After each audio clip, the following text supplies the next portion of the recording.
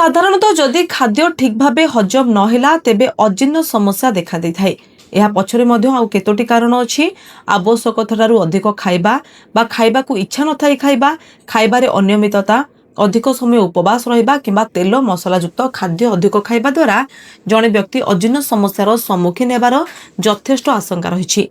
तेबे एभली केतेक घरोई उपचार रही जहां अनुसरण कले एथिरु केतेक अंशरे उपशम मिलता है। खाईसारिबा पर 1 चामच अदा रसरे लेंबू एवं अल्प महू मिसाई यही मिश्रण को खातु। प्रतिदिन किछि परिमाणर निम रस सेवन करंतु। एहा द्वारा पाचन क्रिया आहुरी दृढ़ होता है। रातिरे शोइबाकू जिबार अति कमरे 2 घंटा पूर्व रात्रि भोजन शेष करंतु। एहा द्वारा खाइथिबा खाद्य सहजरे हजम होता है। रातिरे सबुबेले हालुका एवं सुपाच्य खाद्य खातु। खाइबा परे अल्प पान मधुरी चोबाई खातु। यह द्वारा खाद्य सहजरे हजम होता है। सबुठारु गुरुत्वपूर्ण कथा है सुषम तथा विटामिन युक्त खाद्य ठीक समय खातु एवं आवश्यक मुताबक पानी पियंतु। खाद्य खाइबार अध घंटा पर पानी पियंतु। खाद्य खाउथबा बेले बारंबार पानी पीले ताहा पाचन क्रिया को प्रभावित करिथाए।